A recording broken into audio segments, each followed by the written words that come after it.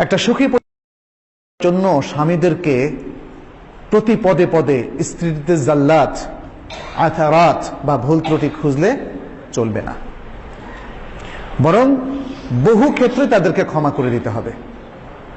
রাসূল সাল্লাল্লাহু আলাইহি সাল্লাম তার বিদায় হজের ভাষণে বলেছিলেন, স্ত্রীদের বিষয়টা তিনি ব্যাপকভাবে গুরুত্ব দিলেন, অনেক কথা উল্লেখ করে, অনেক উদাহরণ পেশ করে তারপরে বললেন, ফাস্তাউসু বিন্নিসাኢ খায়রা, ফাস্তাউসু বিন্নিসাኢ খায়রা, মেয়েদের ব্যাপারে তোমরা সুন্দর ওসিয়ত তোমরা পালন করো, মেয়েদের ব্যাপারে সুন্দর আচার আচরণ এবং কল্যাণমূলক কার্যক্রম তোমরা গ্রহণ করো, তাদের প্রতি তোমরা কঠোর হইও না।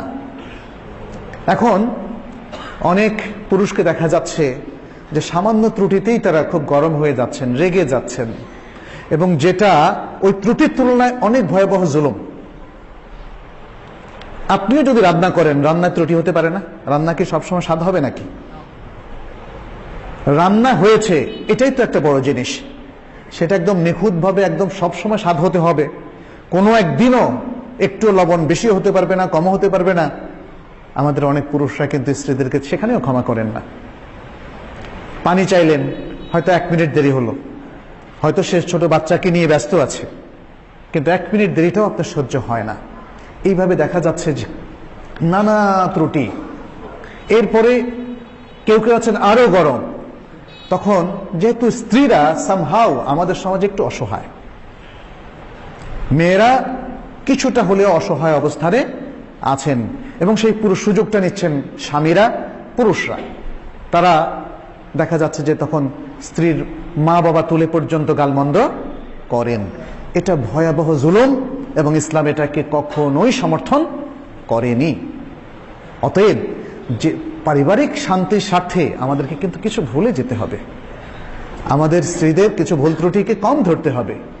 আর যদি ভুল ত্রুটি ধরতে চান, তার সুন্দর পজিটিভ পন্থা আছে। আরেকটু লবণ হলে তো অসাধারণ হতো আজকের খাবারটা, দেখেন এভাবে বলা যায়।